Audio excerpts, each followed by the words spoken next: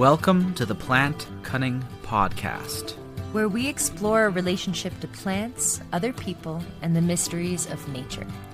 Coming to you from the high Allegheny Plateau in central New York. We are your hosts, A.C. Staubel and Isaac Hill. Today on the Plant Cunning Podcast, we are thrilled to have herbalist, teacher, amazing writer, amazing community member, Richard Mandelbaum on the podcast. How are you today, Richard? I'm doing pretty well. Yeah, thank you. And super happy to be here. Thank you for inviting me. Yeah, I'm really happy to get to chat with you more. We've been getting to know each other a little bit through the Mutual Aid Herbalists of New York over the last couple of years. And I really appreciate your presence in that group and all of the wisdom you've shared through the email threads. Whenever people have complex questions, you get in there, and showing up for the meetings and things has been really a pleasure. So thank you for being a part of that. Yeah, no, absolutely. And your work in that area too. And it's so nice, like, because we don't really know each other that well. Like, it's nice that in some ways the herbal community feels really small, but in other Yeah, ways there's still folks we can get to know. So I'm glad totally. for that too. Yeah. Yeah, that's been one of the fun things about the podcast too, is exploring and seeing me. There's there's a lot of different herbalists doing different things in the world, and it's heartening too to see Mhm. what everyone's doing. Yeah. But there's still this community, and herbalists have seem very community centered too. You know. Yeah, no, absolutely. And tend to be, people who want to spend their time with plants tend to be good people. I know that's like a self-serving comment, but but it's true. And not even herbalists, but like go out, with field botanists or with, other folks and there's kind of a social filter there. Yeah. And for me, that's always felt like an unexpected benefit to being on this path, which was not at all kind of consciously in my mind at any point, which is like, oh, you get to be around good folks. Yeah, I'm always pleasantly surprised by that. Any conference I go to, classes, people who share the love of plants and love of nature tend to walk in a certain way through the world. Yeah. Um, yeah, so I think plants are very gentle bodyguards. They're like, Mm. ooh, you're not getting in here if you can't vibe. yeah. You've got to get on the plant wavelength, and then you're like, okay. Right. They're not attacking you. They're just creating a thorny poison ivy fence Little that boundary, let them get yeah. through. Right. Yeah. Yeah, yeah. Plants So, can be very ungentle sometimes too. oh Yeah. yeah, for sure. Mm. So, speaking of the plant path, our traditional first question on the show is, how did you come to the plant path? Yeah. So do you want the long version or the even longer version? The longest. The longest. Like, Okay. 2 hours. yeah. Oh, 2 days? Is that what you said? 2 days? Yeah, no. Yeah. So for me,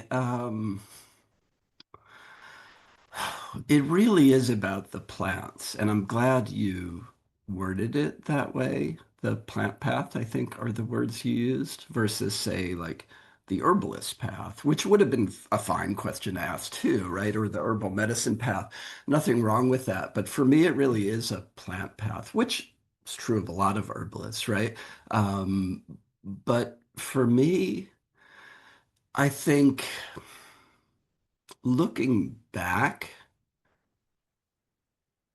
at my life when, for instance, I was in my teens, 14, 15, 16, I I think it was clear that at a certain level, I was realizing that I was really missing something. Yeah. And I was quite privileged. I was raised by a very loving family, kooky as all heck, but like Okay. nothing wrong with that. But um, In New Jersey, right? Yeah, exactly. Hmm. Which that speaks for itself, I guess. But so very privileged in that sense, like middle class, didn't want for anything we really needed, and loving. But really, I think I felt the lack of connection, Mm, of recognition of my place in the universe that can go along with modern life, mhm. that very kind of isolating aspect of modern life. And so, like probably a lot of people who are on alternative paths, I just started seeking, right? Like reading Buddhist sutras, reading and rereading the Bhagavad Gita many times, and other writings, philosophy, and learning constellations and the stars, and trying to learn to identify birds. And then there were the plants, which is what really hooked me in. A spoiler, Yeah. and particularly the trees to begin with, and and and I also had at that time in my life a near-death experience, which, it's not like a clean story of before and after in any way, but I think that solidified for me really like, okay, what is this all about? It can be taken away from us at any moment, Yeah. and I'm thankful that, as challenging as that was and still is, it's something that also provided me with perspective and some strength to realize, don't waste this. And that was when you were a teenager? Mhm. Wow. Yeah. Young age to have that realization. It's pretty cool. Yeah, forced on me. Yeah. But That yeah, part's not cool, but yeah, no, I hear you. I agree. And and so I think, in terms of the plants, for around that, starting at around that time, and then for many years afterwards, it was a way for me to spend time on my own, kind of regrounding myself. And I basically, in a more concrete way to describe it, just started teaching myself to identify plants, trees first, just using at first pretty crappy field guides, and just like teaching myself, which is a completely inefficient way to learn, but it was with love. I was enjoying it. But it was many years before I met anyone else who did anything like that. And it was many years before I even thought about that being part of like my path in life, more than that, right? So it was really just a lot of how I spent my free time. And it went from studying the plants and learning to identify, so like field botany, right? We could Mhm. call it, which I could talk more about, is still like a deep passion. Maybe my biggest, I don't know, but it's up there. Mm. Probably my biggest, yeah. And um and I could share reflections on that and so on. But that kind of morphed into, or led to is a better word, an interest in gardening, an interest in foraging for wild plants. Like you read, hey, you can, eat this plant. It's like, Mhm. I know where that grows, so Mhm. one kind of naturally leads to another.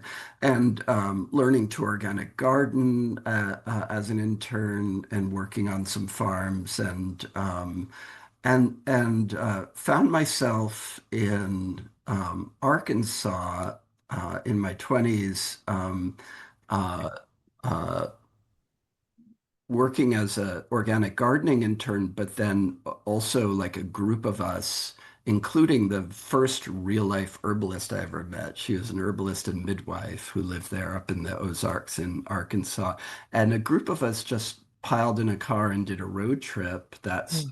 This is like the mid 90s, just to date me and date the story. And we went to the Frontier Herb Fest, which was out in Iowa in the cornfields, like literally in the cornfields. And I was just blown away. I just didn't realize. Like, of course, I knew there was medicine in plants, and I had some curiosity about that, but I hadn't known how deep it gets. And Mm. one of the teachers there was David Winston. He was one of the teachers that most resonated with me. A few of the other teachers did too, but then when I found out, like, oh, he has a school in New Jersey, I'd already Mm. planning to go back east. I wasn't looking to like live out there for any extended time. It just all kind of clicked. And, I was doing other things parallel to that. I was working in food justice circles and social justice, food justice workers Mm. movements. So it was all going on at the same time. But I started to grow herbs and study herbal medicine with David and went on afterwards for others. But like that was sort of a big turning point for me when I realized like, oh, this isn't just this quirky thing that I do on my own on the side. And for a while I thought maybe I'd be a grower, and I have grown herbs commercially. That's a weird word to use, like market, very small scale, but for sale is what I mean. I still garden and have a passion for it, but it's not in that context anymore. So for a while, I thought maybe that's the direction I would go in. And it's kind of increasingly become over the years practicing, so clinical practice and teaching. Mm. Yeah, there's so many different paths that you can go down once you're cracked open to the wonderful world of herbs. Yeah, Yeah. absolutely. It's a beautiful thing about it, right?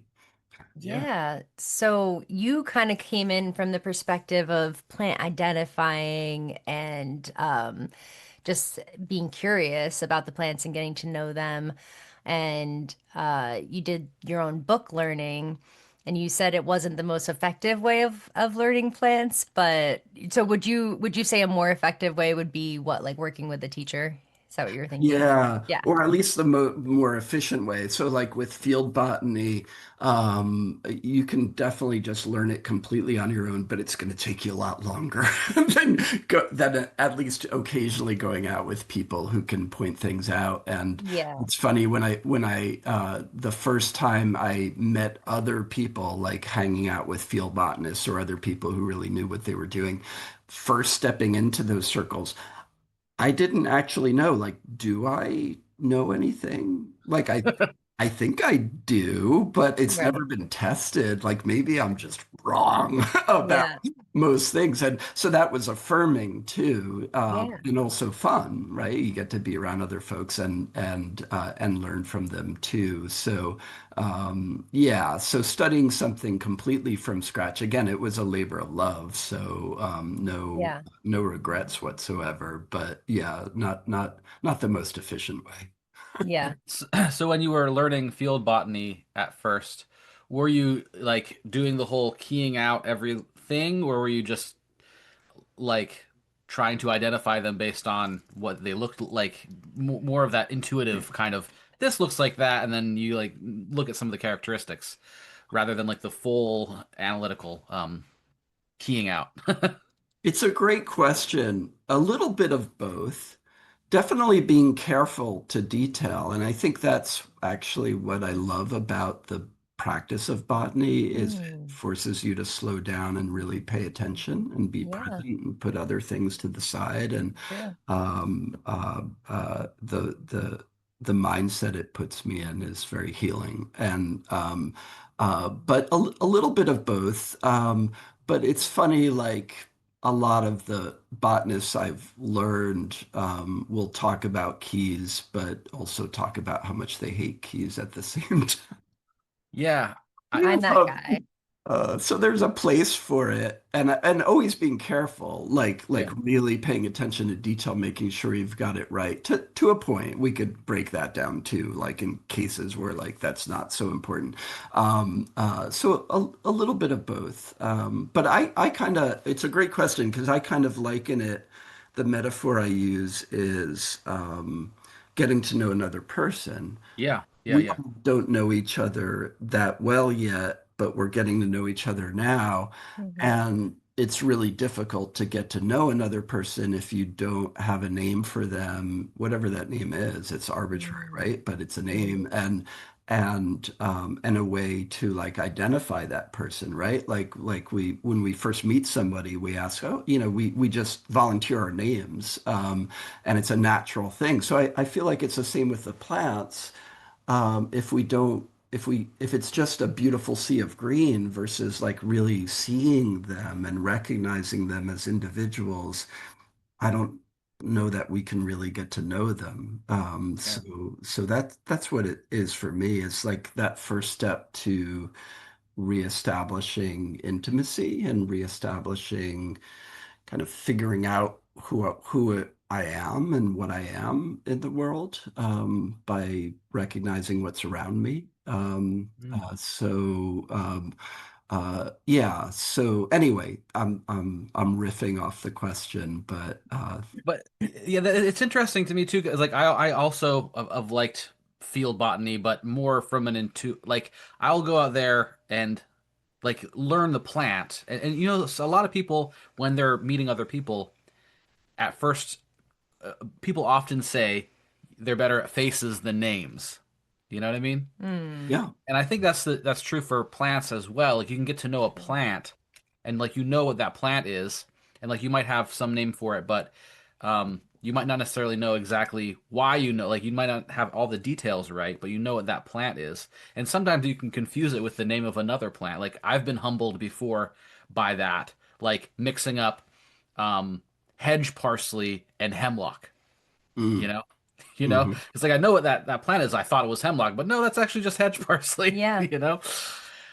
But then other times, like in the field, like I'll have seen a plant before. Like the first time I met Apios americana, I was like, oh, that's Apios americana. I was like, oh, I know what that plant is immediately, you know? hmm There's like a kind of a level that's not, it's not analytical, I think. That's a deeper kind of pattern recognition or something. hmm Yeah, I think you're right. I think they're both really important, right? Because they can also check each other. Yeah. So Yeah. like for instance, Solomon seal is a great example.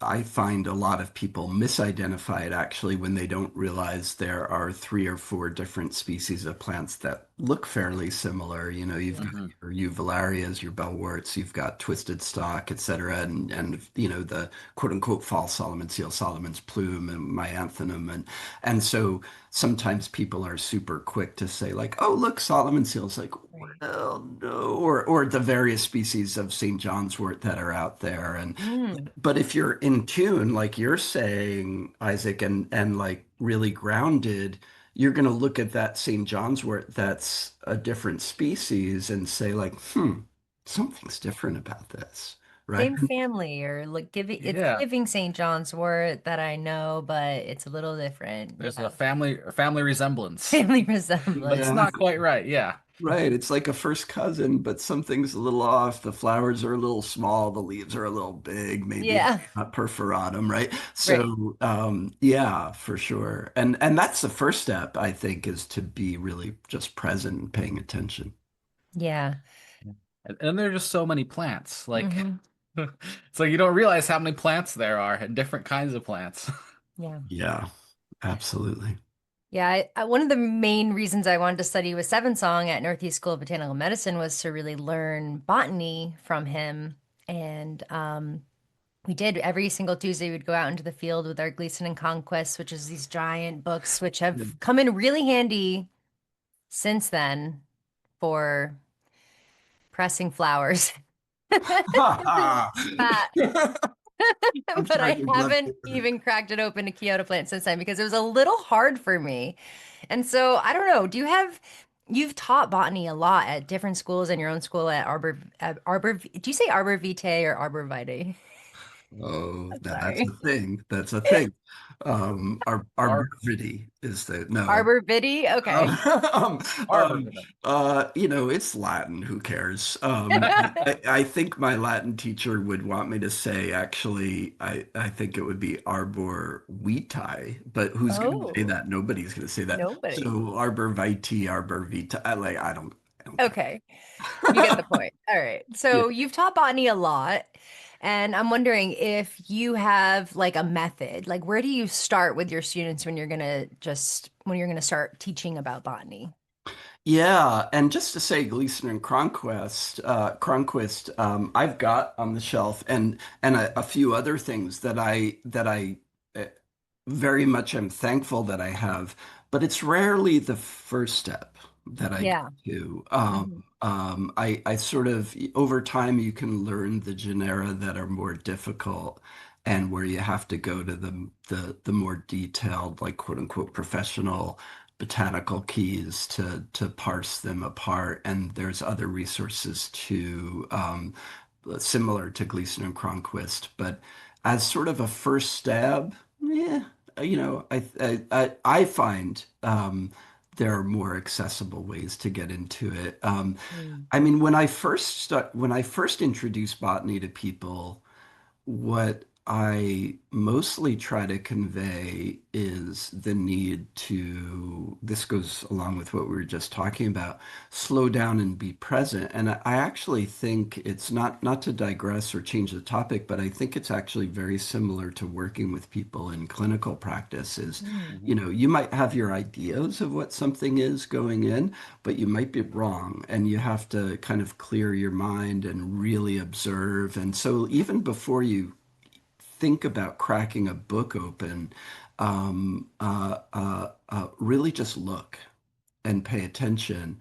And that's what's going to serve you to figure it out. Plus, it's going to have all the other benefits. And if you go too quickly to figuring it out, you're less likely to remember it next time anyway, versus like really spending that time getting to know something. And if you really get to know something, you know what, if it's a tree, for example, what the bark looks like, what the buds look like, what the twigs, leaves, etc. look like, flowers, fruit, if there are any, even if you don't figure it out that day, it's in your mind now, and eventually you will, and you'll be Yeah. like, oh, that's what that was, versus not paying attention and like jumping too quickly into like what the label is, right? Which is arbitrary what the label is. The label's just a tool to, like I said earlier, in my opinion, at least to get to know it Mm. versus what it really is, right? Like I'm not my name. That's just a way for you to call Yeah. me so we can talk, you know? Yeah, and talk about other with other people too. Yeah. Like Yes, totally. Yeah, and it's a Mhm. good point. And that's where the scientific names for the taxonomy are so important Right. because we can make sure we're talking about the same plant. And that's really Mm. crucial because common names mess people up all the time. And I use the common Totally. name. It's not about not using them, but I stress to my students definitely is like they will mess you up. You can't rely on them. You have to just check it with the scientific name. We don't have to be all elitist and just go around saying Melissa instead of lemon balm, but make sure you're talking about the same plant for sure. And that's a way to do it. Absolutely. And so, I mean, I have for our region, for instance, field guides that I use to introduce people to botany.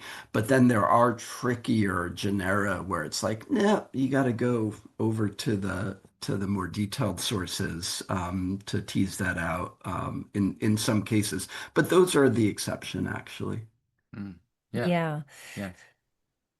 Do So you well, Just one more question on botany. Do you like kind of offer some of the terms like when you're describing a leaf, like alternate leaf, serrated edge, like you kind of introduce some of those terms that are common. I know there's like 1,000 terms, and there's actually a whole company book to go with the Gleason and Cronquist, that's just explaining what all the terms are. So do you Yes. also include that when you're teaching? Totally, Yeah. totally. Yeah, I don't, to your point, I don't think an herbalist or an amateur botanist has to learn the 70 words for Harry, right? Like, uh, um, and Right? and and honestly, botanists I've talked to, like they use six of those, and then the rest are forgotten after grad school anyway, right? Like, Yeah. to be more practical about it, but absolutely looking Mm. at like parsing what the various parts of a plant are and what they mean and how the plants grow and then the various types of like what you're talking about, phyllotaxis, which is the leaf or branching arrangement. So alternating versus opposite versus whorled versus basal Mm, leaves, and all of that's a part of what you notice and observe, as well as again, if it's a flowering plant, the flower structure, and is it a unisexual flower or a bisexual flower, and the mhm, fruit and the fruit structure, and yeah, all of those come into the mhm, detail of it, right? Like paying attention to detail is really what it comes down to. Yeah, and then those terms are tools for being able to actually see the detail because you might not have noticed that mm, the leaves are opposite or alternate if you didn't look and then mhm. have a term for, oh, there's a difference between this and this. Yeah.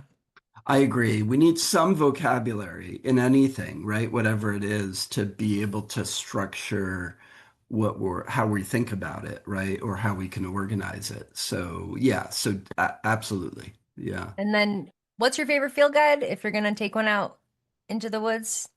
You have Oh, one? so the ones I teach with are a combination of Newcomb's Wildflower Guide and then George Simon's Tree and Shrub Identification Awesome. books. Okay. And you combine those three together, and Mhm. you've got the vast majority, 90%, I don't know, but of flowering plants and conifers in our region. This is Northeast. If someone's Yeah. listening from somewhere else, like find out what's in your area.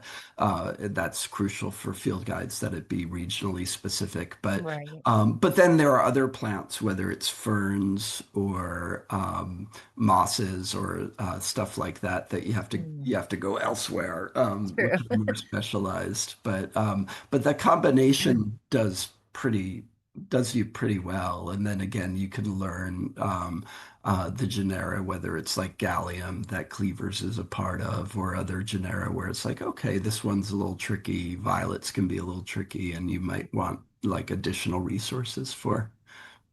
Cool. Yeah, Thank you for that. Yeah, I like Newcomb's. Yeah, yeah. yeah, it's good. What are some of the more trickier genre? So you said Yeah, violets. yeah, violets can be tricky. There are whole books written about identifying violet species. Again, gallium, but Yeah. it's not that it's tricky, it's that there's more of them like then, so you might come across an obscure one. The notorious one for our region is Crataegus, is Oh Hawthorne. yeah. Oh, true.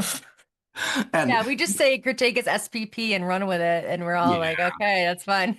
totally. Yeah, it's a hawthorn. It's not hard to identify a hawthorn, but but getting it to species, I mean sometimes, but and even like you can look when you're not using it for flower pressing, you can look in your Gleason and Crodquist and under hawthorn, and it's like I'm paraphrasing here, but it's Yeah. something like here's the 20 most common recognized species, but who knows? Are there Oh, that's 100? so funny. Are there? Yeah, it's just like a big, like throw your hands in the air, even in the professional field botany book. So like Wow. that's a notorious one. And what's interesting is what a lot of evolutionary biologists think when we look at a genus like that that's very variable, is we're kind of seeing a snapshot of evolution and adaptation in progress. This is a Mhm. genus that's changing very rapidly, versus something that's super stable and has looked the same for centuries and millennia and Yeah. longer, that you can kind of count on of like this is the way it looks. So it's kind of interesting to think about it that way. Like, why are certain genera variable like that? Yeah. And Yeah, then yeah, part of it too that they hybridize, they cross pollinate between the various species a lot. yeah. And that's the out as a botanist. If you know which genera hybridize, you can always say, well, maybe it's a hybrid. Yeah. Uh, but yeah, they can do that for sure, and that can make it more confusing. And oaks sometimes hybridize, and willows can be confusing. Oh, true. Thoreau wrote, "The more I study willows, the more they confound me." So, like that can be a nice thing that you get from hanging out with other botanists, whether herbalist botanists or botanists who just focus on that. Is you can learn which ones are tricky so that you don't know why you're having such a hard time, right? That's really great to Yeah. keep in mind. So Yeah. with Hawthorne, can you tell us about how you work with Hawthorne, just as an example of a plant that I'm sure you probably have experience with in your practice? Absolutely. And I use it on a semi-regular basis personally too. And yeah, it's such an interesting, beautiful tree. One of the things I think that is interesting, fascinating, helpful about Hawthorne is the energetics of it. Mm, And not to pick fights with herbalists who might disagree, right? We disagree mhm. about a few things here and there, you might have noticed. But in my opinion, Hawthorne is a great example of where energetics get a little bit more nuanced, right? Like when you first start learning energetics, it's like, okay, there are moistening herbs, there are cooling herbs, there are warming herbs, there are drying herbs. Hawthorn is an example of an herb that clears heat without being cooling. It's actually gently warming, but yet it Great. clears heat. Um, and so, like that nuance between clearing heat that's trapped and being cooling, there's a difference there actually. And so we think about like our cardiac nervines, the nervines that speak to the heart and the heart mind. We could think of motherwort, which is definitely cold in its nature, right? A beautiful medicine as well. But hawthorn, like gently warming yet clearing heat, which the heart is prone to, so that kind of agitation, disturbed dreams. Sometimes that can be felt in someone's pulse as well, or looking at their tongue of that disturbed heart mind and the heart. I should mention I both with David and then later with William Lassassier and then later with just studying on my own. I apply to the best of my ability traditional Chinese approaches to health and herbalism too. I just find it so incredibly helpful. Mm, And The heart is the summer, the heart is fire, and that tells you that not in every case, but like a very common disharmony with the heart and heart mind is trapped heat that you need to release. mm, And that agitation that goes with that. Now, sometimes that's caused by an underlying yin deficiency, an underlying like dry state, like a drought that then is responsible for the fire. So you have to address that as well. Um, um, and that's where you actually want to be careful of using too many remedies that are just treating the surface level of what's going on and are overly drying. Like again, motherwort, again, wonderful medicine, but drying, cooling and drying, and really, excuse me, really helpful for what's happening on the surface a lot of times.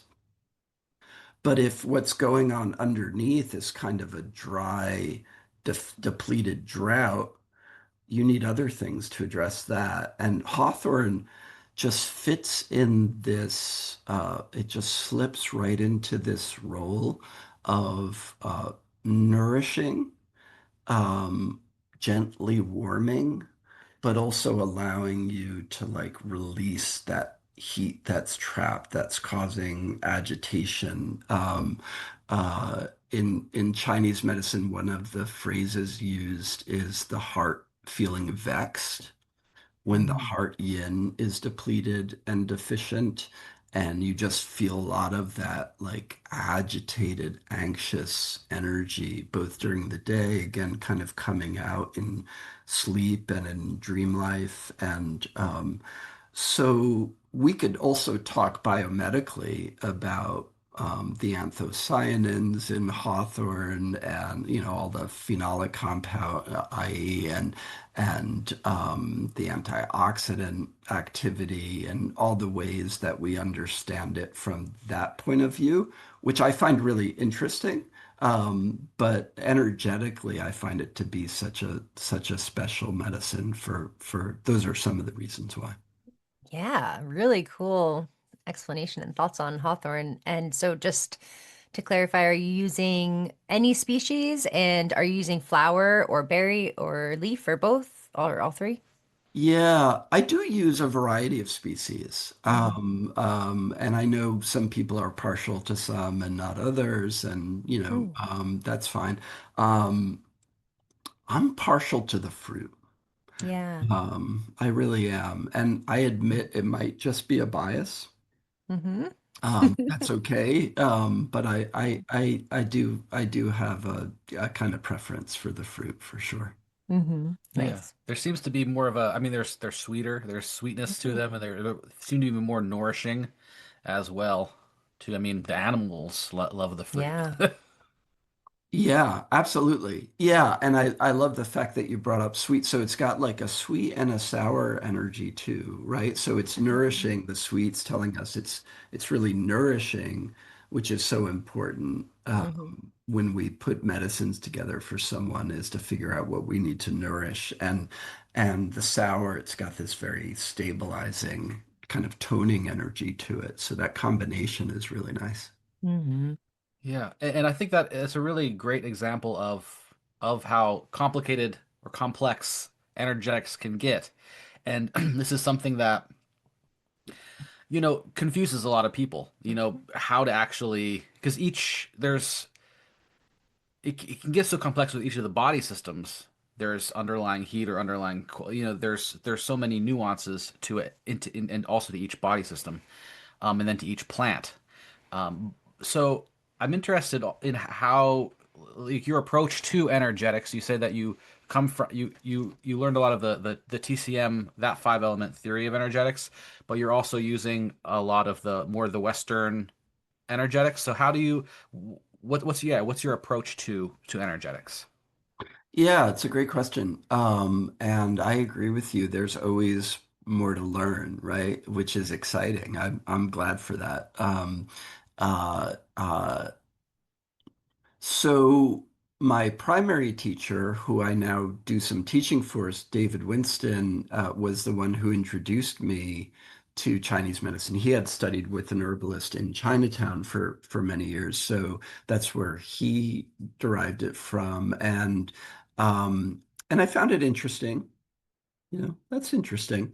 And some of it resonated with me. As time goes on, though, and as time went on, as I started practicing and seeing clients and all that stuff, um, I realized how helpful it was. It's like, oh my God, this is coming in handy to understand this case, and figure out what foods, what medicines, et cetera, what activities I'm going to recommend to somebody. So it wasn't a preordained or like pre-planned part of my education that I was interested in per se. It was more like, oh, that happened to be who my teacher was. And then later, William Lasassier, who was an acupuncturist and herbalist. And so it got reinforced that way. And then just from working with people and seeing how the diagnostics, tongue and pulse were so helpful. And so it just kind of revealed itself to me. And as time goes on, I find it so helpful. But I do also use a biomedical approach for lack of a better word, like understanding things from a science-based approach. And I can very much geek out on that and teach phytochemistry and biochemistry of plants and in various schools at this point and love that too. And for me, they're really like the way I describe it is there's one single reality, but there are different languages that you can use to describe that single reality. So, like people who are bilingual kind of know this. Um, I speak Spanish pretty well. I would never be confused for a native speaker, and at the time when I was speaking it more, I would have some dreams in Spanish. So, like, it's in there. And, uh, and you realize if you know more than one language, that one language might have a single word for something that just like concisely encapsulates what that thing is, right? And then some other language, you might have to say like three sentences to explain Sure. what the thing is, right? So having more than one language about all of this, about what's happening in our bodies, how the medicines work, I personally find so incredibly valuable because it's not either or. I think it's one reality. I don't think there's any conflict between energetics and a science-based approach or tradition in science. I think all of that's nonsense that we can perpetuate or we can deconstruct and just combining them and using them together I find so helpful. Yeah, definitely. I like that languages idea as Mm. well. I'm more of an astrologer, but I practice Vedic astrology and Western astrology, but they're different. They use different zodiacs, but they're Mhm. different systems, and you can talk about the same tree in German or Japanese, but writing poetry about that tree, there's certain things you can't translate. Mm. Mm. I like that. Yeah. And I think it's the same with energetic systems. I mean, they're related too. I mean, like when you talk about the heart as like the summer, Mm. that's why it's ruled by Leo. You know, you know, I think that's Mhm. another language. But I'm also interested in how like working with these languages of diagnosis or seeing what's going on, the phenomena, how it's grounded in the clinical practice. Because that's something that I've noticed for me is that like all of the theory and all of the like perspective, like when I'm actually looking at charts and seeing how it's played out, it adds a whole nother level of understanding because you're seeing how it's applied and how it changes and it's how nuanced it is from person to person. So how does like the because you're also a clinical herbalist and I think that's so important for being able to ground that theory. So how do you yeah how's what's your perspective on that and like how the yeah so that was very coherent but almost. Yeah. No, that's okay. Yeah, I mean, I think it, I'll give you an example. Um, Years ago, I was mentoring someone who was a beginning herbalist and starting to see people, and they wrote up cases for us to review together. And in one case, um, they wanted me to look at the herbal formula they had come up with. And one of the things they didn't understand was why the person seemed to be like really dry. All of a sudden, like it had never been a problem in the past, but suddenly the eyes, the skin, everything felt dry and brittle. And we looked at the herbs together and they were all drying.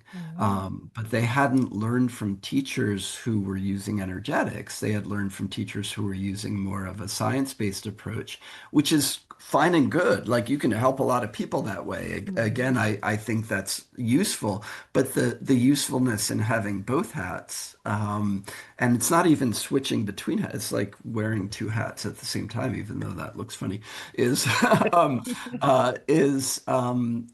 you can look at it from both of those angles. Or sometimes I'll look at a formula after I've put it together for a client and say, what what's the flavor? Uh, I don't mean does it taste good? You could consider that too, especially for herbal teas. That's fine. Mm. But I don't even mean that. I mean like, is something missing? Like, oh, this Right. person does need a little sour, and I didn't put sour in. Maybe I need to pause. Or sometimes Mm. taking someone's pulse or tongue will kind of shift me away from how I'd been thinking about something and in a slightly different direction. Mm. Yeah, totally. I'm just thinking about being in clinic with Seven Song. He would often, like the apprentices would, we would mix the formulas. And so he would be like, all right, 3 parts Melissa, 3 parts Avena, 2 parts Passiflora. And then he would like give us this formula. He would start mixing and be like, actually, cancel the Passiflora, sub Verbena hastata. half part. And then we'd be like, oh, okay, and like redo the math. So I could see that process in him. Like he's looking at the formula he made, like all these herbs would work for this person who has anxiety, but let's look at the whole picture and like, oh, maybe this is too much in this way or the other.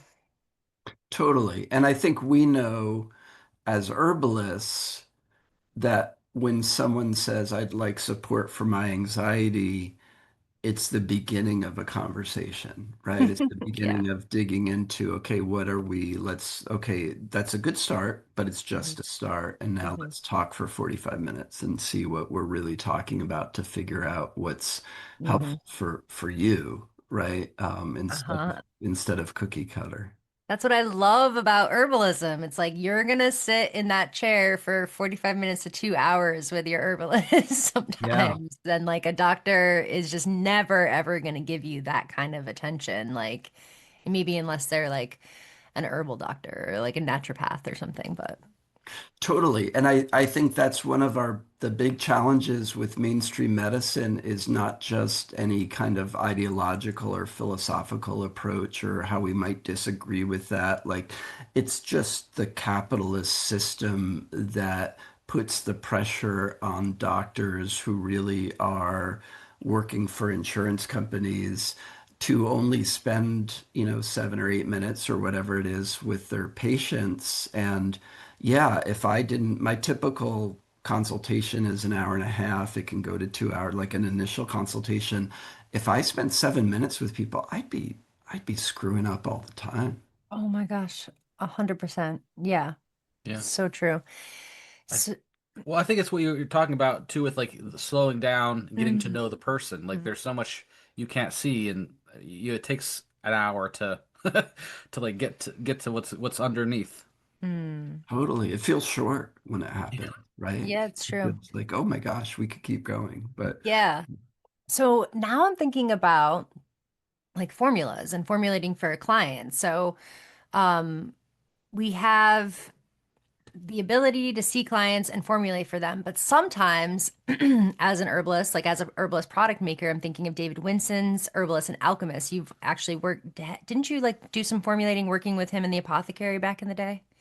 yeah, so while I studied with David, part of the time that we're talking like late 90s now, Yeah. so the previous millennium, as I like to say, I worked in the I 100 years ago. yeah, exactly. I worked in the lab there making Uh-huh. medicines, and then I was also growing herbs for them too for a while, for a longer Oh, period of time than that. So yeah. really cool. So they make some of the best formulas and herbal medicines Sorry, it's a around. thousand years ago. Apologies. Oh. That's okay. We're good. It's Okay. just a zero. That's all. Yeah. So they make all of these really specific formulas. And I'm just thinking about like, ideally, it is the best to make a formula for a specific person after you've done that consultation and you've gotten to know them and you've looked at them. But do you think that there's still value in having like a heart formula or a bitters formula or different types of bitter formulas? And if so, like, how do we make those the best as possible if we're generalist herbalists providing products at markets that will get people kind of like into herbs and maybe bring them in and hopefully they'll see an herbalist. But if they just need a bitters, like how can we make those formulas specific enough? And like, is there dangers to that by somebody getting a bitters when they're already way too cold? Or like, can you just talk about that concept a little bit? Yeah, no, it's a great point. And it's funny because in the student clinic we have at Arbor Vitae or Arbor Vitae or however we call it. Um, Mhm. uh, at the student clinic we have that often comes up is like especially early on as students are starting to sit with clients, they want to individualize everything, which is great from one perspective, but it's like, here's your individualized tea, here's your individualized tincture formula. Here's your individualized herbal mouthwash. Here's your individualized bitters blend. And it's like, oh no, no, don't do that to somebody. Please do not do that. Unless they're, a very herby person and want that.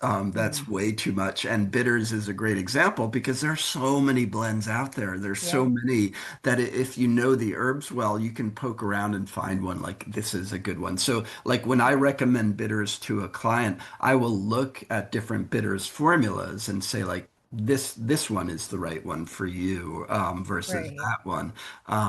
And yeah, and part of your question, so you know, except for the rare exception, and I don't know, we could think about medications or we could think about other Mm. scenarios in which certain herbs would be dangerous because you use that word dangerous. In most cases, that's not what we're talking about. More, it's like, oh, that didn't really help you as you wanted, or that was Mm. inappropriate for you. And Mm. to rise to the level of being dangerous takes additional things to kind of be in place, right? But Sure. it could, right? Like if peppermint's in a bitters formula and someone has GERD, right? Gastroesophageal reflux, like that Mm. could make that worse. Or, Yeah. yellow dock can move the bowels too strongly for some people if they've already Sure. got loose stools or, different things that you Mm. would look at and want to individualize in a sense. But I do think, to your broader point, there is a place for us to get to know the companies that are doing a good job and getting to know their formulas because in some cases at least it's going to be appropriate for someone. It's like, no, that's a Yeah. good choice for you.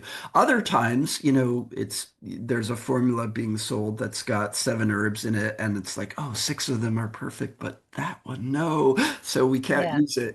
So you Uh, you have to, as a practitioner, scrutinize those things. But I do think there's a place for that for sure. mm. And we can learn from people who are out there formulating too.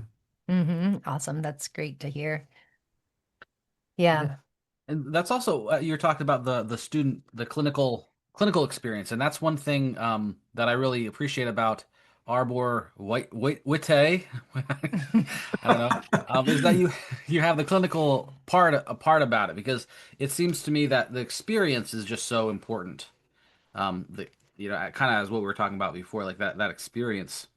And so how do you see like what are some of the missteps you see your students having when they first start out in clinical experience, and how do you see that progress? To how do you go from like the beginner clinician to somebody whose season is just seeing clients? Yeah.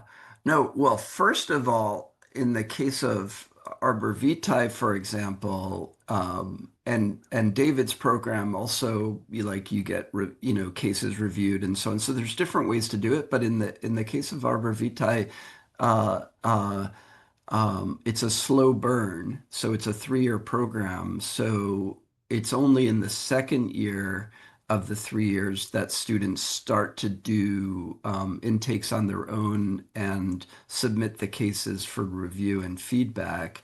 And that's very like slow paced. They may not feel that way, but it's like one a month kind of. And then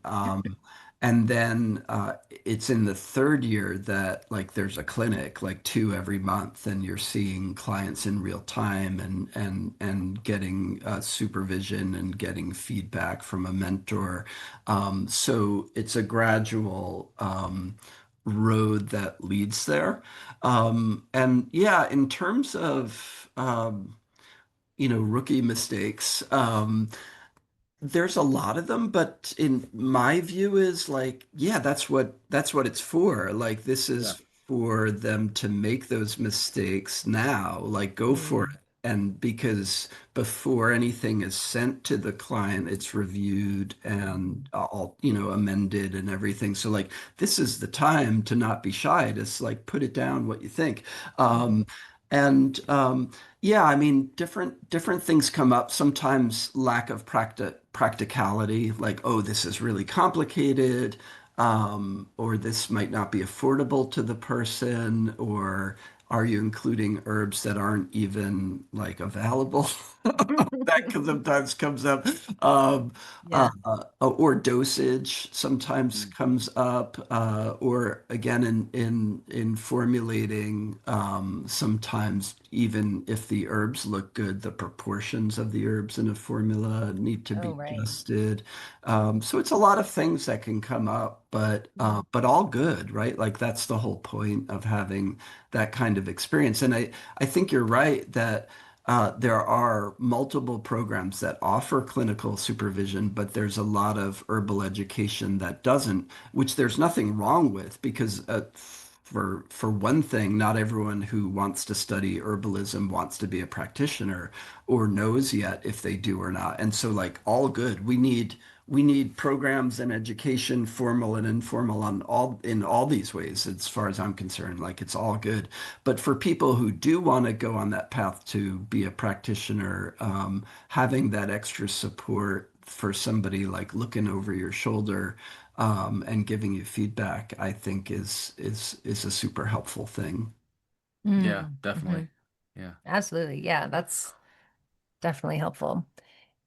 I'm really fascinated by one of your teachers that you mentioned, William Lasassier. He seems like such an interesting person. And some of my favorite herbalists like Margie Flint and Dina Falcone and you and others have studied with him back in the day. So can you tell us what that was like and what he was like in your experience? He's kind of mysterious, you know. Yeah.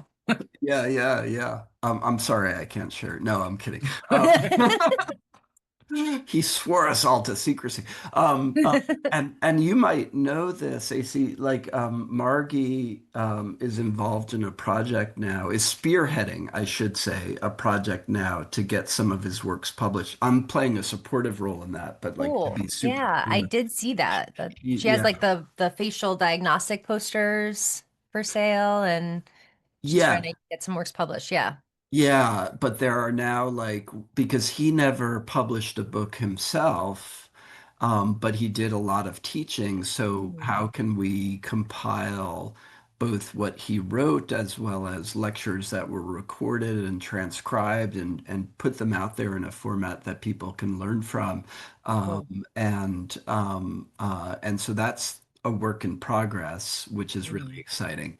Um, and in terms of, who he was, so I was very lucky without knowing it at the time Uh-huh. to stumble into being able to study with him during his last year of life. Um, Wow. and I didn't know him super well. There were other folks who knew him better, but we met each. I don't know. Honestly, I don't. Was it once a month? I don't even remember. But for a Mhm. while, we were meeting regularly in the apartment in Manhattan of Claudia Kiel, Uh-huh. and it was a small group of us, 6 or 8 of us, or that kind Mm. of thing. We would pick a topic each time. I had known about William because studying with David, David would talk about William because kind of like you're pointing out, he's the teacher of a lot of the Yeah. who are now the elder generation of teachers. He Yeah. he was there teaching a lot of them. Mm. Um, and he was just such a fascinating person, and a lot with triune formulation, and a lot from a Chinese medicine perspective too. But we would just kind of take the conversations where we would and where it would go, Mm. and I gained an incredible amount from that time with him. Yeah, that's really cool. So you met Claudia Kiel during that time, and then you eventually started a school together with like the Arbor Vitae school. Was that like something that happened soon after that? I'm not sure about the like context of the time, or were you like friends for a long time with Claudia and then eventually decided to join forces on Arbor Vitae? Yeah, I think we had met earlier than that, but knew each other well enough that I got involved in that study group with William. And then actually it was a pretty long hiatus, Mm. until about, I don't know if it's like 12, 13 years ago now, something like that, we started talking about starting an herb school in Manhattan. So the school was, and it took a year or two to kind of get off the ground as those things can. But first in Manhattan, then Brooklyn, and now in New Paltz. And Mhm. um, at first, we shared space with one of the acupuncture schools in the city too. Cool. Yeah, so that's sort of the progress of that. Nice. Okay, cool. Yeah, we interviewed Claudia on the podcast Oh, last year beautiful. at some point. It Well, it was was a great. couple of years ago A now. couple years ago. Yeah, Yeah. time space isn't my best. Time keeps moving quickly too. Yeah, no, I'm with you on that. That's why I'm not naming any years, if you know. Yeah. I know. Yeah, Yeah. we've been doing this for 5 years now. The podcast was like, how did that happen? How did that, what? It's wild. Wow. But Totally. yeah, I feel like we've this episode like the interview has gone by very quickly Yeah, too. that's It's been a lot of fun. But there are a couple things I want to kind of come back to mm, that we Sure. were talking about earlier in regards to field botany, you know. Sure. Sure. Because you for one thing you mentioned that you had some reflections on field botany, and I would it would be interesting to see what some of those are. But the other thing is we were talking about like learning about field botany and getting into it, starting to learn to identify plants. We didn't really talk about like the apps because that seems oh. to be a major thing. And what are your opinions on that? Because it seems like it can be very useful, but it's also like the opposite of slowing down and getting getting to know the True. plant, you know? Yeah, and that's you kind of hit the nail on the head with my opinion, which maybe is a air quotes old man opinion, but Hmm. I'm not such a fan. They might be improving, and if you want to use an app as a first step, maybe that's Yeah, okay, but they're often wrong. I've yeah, even had students argue with me. It's like, no, my phone's telling me it's this. It's like, that's not what it is. I'm just like, all right, let's just whatever. You can think whatever you want. Oh And no. but they're not super accurate. But I don't want to be completely dismissive, but they should be, if somebody's using them, a first step that you then verify that there's no app that's going to be as accurate as the books at this point. Now, there is a website that's pretty good, which is the New England Wildflower Society's website, which is the Mm, Go Botany website, mm, and you can pull that up on your phone, and that's pretty detailed and a nice resource for sure. And there's a book by Arthur Haynes that goes along with that, that mm. kind of Gleason Cronquist-ish. Yeah. It's technically for New England, but for New York, it's gonna be pretty good. For Yeah. folks living further away, it's gonna get less and less accurate. But yeah, just to your point. I think my biggest concern with using apps, and again, this doesn't mean you can't use it, but like, oh, really be conscious of this, is that you're not looking at the plant. Your phone is looking at the plant. Mm, And it can be really easy. We all know this from apps of all different kinds to kind of just look and say, oh, that's what it is. And then 10 minutes later, it's out of your head. Whereas totally. if you really spend time grounded, and like I was saying earlier, even before you figure out what label modern botany has put on the plant, you really just pay attention, get to know it, right? Really look at it, really, in some cases, smell, taste it. Don't taste it if you have no idea what it is, um, but spend time with it. And uh, and then you'll really know it, right? So that's my biggest concern is the apps and phone use in general can kind of give us this superficial resemblance to knowing things Yeah. that is fleeting and Mm, um, and illusory. yeah. yeah. And it kind of short circuits the ability, like the capacity to understand and know that plant, you know? It's like short circuiting your developing that ability. Yeah, I agree. And again, it's different if your approach to using an app is slow down, really look at the plant, really pay attention. And after that process is over, use the app. And then after the app, use other tools to verify if the app was correct or not. Well, yeah, that sounds okay, right? Yeah. That's not the way a lot of people use it.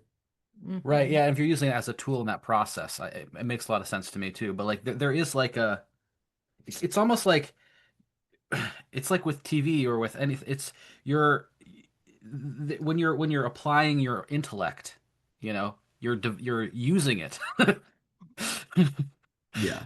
Even like with reading versus watching a show, and we watch TV too, but it's like, there's an active aspect of like reading the words and like thinking about them and versus just like passively getting Mm. the information. So you're like, it's like it's really important for humans, I think, to apply their mind. It's Totally. like Hmm. it's part of why we're, part of our thing. It's like Yeah. yeah. Yeah. Totally. Hmm. But it can be, yeah, I think it can be helpful as one of the tools, like a book or Right.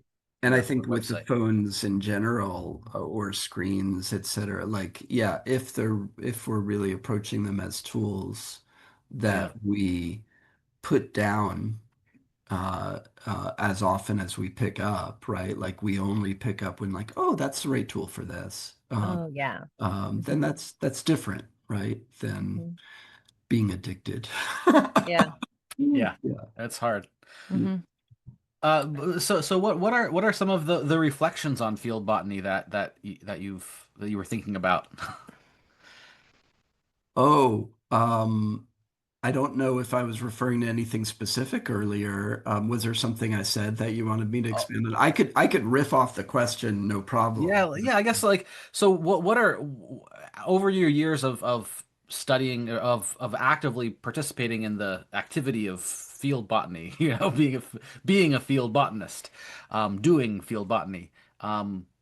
Yeah, what have you learned? Like what is that triggered inside as well? Yeah, I think so. I'm a big believer and proponent of Gaia. Okay. I think I was actually reflecting on this morning on a walk through the woods, but it's not unusual for me. But just how, all of this is our body, all of this is ourselves, right? And in modern society, and I know I'm preaching to the choir right now to a crowd of groovy herbalists, but Hmm. we can be so brainwashed that our body is just this, and our identity and identification is just human, and the reality is that we're we are Earth, right? We're part of the Earth, and to me, the botany, in the sense of slowing down, paying attention, recognizing other Earthlings in a way that I hadn't before. Like right now, I'm really into mosses, for instance, and that's just they're so interesting and so diverse and so challenging, and you just realize you'd been blowing past things that now you're slowing down and paying attention to. And for me, on an emotional level, it really feels like I am getting to know myself when I do that. I'm getting to know who I am more when I do that because this is part of me and I'm part of it. And it's very grounding. So much of modern life is isolating and I think Hmm. sets us up for loneliness. Being in a kind of human world is a very lonely place to live, I Yeah. think. And so this for me regrounds me in that larger world and biome that I'm a part of. Hmm. And that's the real medicine of it, I think. Mm. That's beautiful. Yeah, field botany as a spiritual path. Hmm. Absolutely. Yeah. So we've touched on a lot of different aspects of your work as an herbalist and botanist and teacher. And I'm wondering if you could maybe just describe what your practice looks like now. Like what kind of herbalist are you? Yeah, good question. So, yeah, so I kind of divide my time roughly equally, I would say, between teaching and practicing. So I teach for Arbor Vitae and for David Winston, and during the summer an acupuncture school, and then here and there other places. But I'm not an acupuncturist, but I teach other classes for them. But then half my time is clinical practice. I have a home office here in Forestburg, New York, which is in the Southern Catskills. And so I see people here in person, but the world we live in also see people online. Um, I would shut down the internet if I could, even though that's how we're talking today, which I really appreciate. But like, yeah, I'd still press that button if I had the button. Yeah. Especially these days. It would make us come to you and spend time in your beautiful home office. We would have to come with our little video camera or something, if we wanted to do this. It's true. It's And true. we'd have to sell DVDs. Right, it's true. And I am like really appreciative. There are people who sometimes drive a long way because they see the value in seeing me in person. But it works. Like I see people online too. And so I see a variety of different things in my practice. I work a lot with Lyme disease and other tick-borne infections. I work a lot with thyroid dysregulation, but I work a lot with digestive health, with emotional and mental health, all sorts of things, autoimmune conditions. So it's sort of, I don't specialize in the sense of, here's what I do in my practice. Do you fit that? I'm an herbalist. And if it's something that I feel unequipped for, that there are other voices that are better at, I'll definitely always refer out to or make that suggestion to somebody, which I think is so vital for us all to be doing all the time. But yeah, those are. I'm not sure if that answers your question, but those are. Yeah, definitely. I mean, you started out from the growing side and like being a farming intern in Arkansas and the food justice, and you're like, maybe I'll do this, but then you started doing the clinical side. So now you've niched, your niche is really the clinical side and the teaching, and you also write a lot too, I've noticed. Yeah, yeah, absolutely. To all of that, and it's interesting because again, the clinical part is not a part that I sought out as much as my eyes were open to it, and I was just amazed by it. And I think one of the things that has kept me in it is that I it's perpetually interesting, intellectually challenging. I get to Mm, meet good people all the time that way mm, and interact with other people that way. It also, I feel like makes me a much better teacher to have an active clinical practice that I can use to inform what I'm teaching. So okay, love for all that. those reasons, I find it really rewarding for sure. Very cool. Yeah. Yeah, this has been such a great chat, Richard. I can't believe it's already been over an hour. Yeah. So, yeah, Yeah. Are there any last words? Do you have anything to share with the anything you're listeners before we excited wrap? about that's coming up or, workshops you're offering, anything like that? Yeah, last word sounded ominous. I know, right? Sorry. What's about to happen? No, Yeah. it's all good. Um, I don't have too many workshops apart from a if people are interested in the field botany, they could sign up on my website for my newsletter because mostly in the summer I offer often full day walks, sometimes shorter ones. I do have a moss class coming up in Mm. Borough, Look New at York. you. For Cool. anyone who's close to that. And I often do a winter botany class, but in Ooh. the like academic school year, so September to May-ish, I'm usually tied up with my teaching for Arbor Vitae and for David's Center for Herbal Studies. So I don't Hmm. offer a lot independently of that during that time of year. But once we get closer to summer again, I usually put out like a series of walks I do, and we just spend the entire day outside, and occasionally other classes too. Hmm. Cool. And are you accepting clients right now if folks are interested in working with you?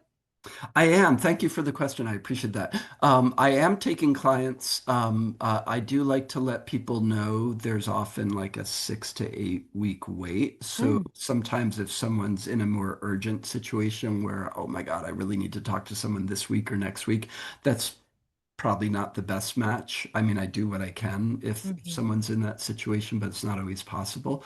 Yeah. But apart from that, I am taking new clients. Yeah. Okay. Awesome. Great. Great to know. And if folks want to learn more, where do you recommend they go on the internets? Yeah, so I'm not on any social media. Good I for you. avoid it. Yeah, and it's not even like a philosophical thing as much as like I spend too much time on screens already. Like I don't want Yeah. anything that's gonna draw me in further. Like I need to avoid it. So, Hmm. that said, my website is my full name, richardmandelbaum.com, and you can learn more about me and stuff I'm up to. And like I said, if you want to sign up for the newsletter there, you can do that too.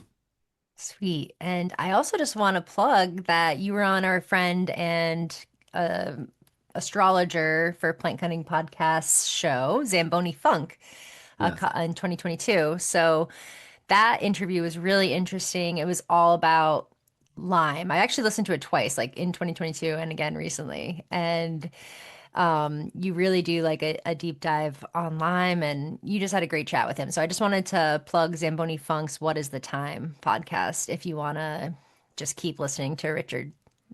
So Oh, thank well you for done. that. And Yeah. yeah, I love that guy. And Yeah. and there's and there's a link to that podcast episode on my website too. So Okay, cool. Perfect. yeah, it's a great thing for folks to check out. Just not that episode, just in general. Yeah. Yeah, yeah, totally. Well, thank you so much again, Richard. It's been an absolute pleasure, and I'll see you over at the Mutual Aid Herbalists of New York meetups at some point.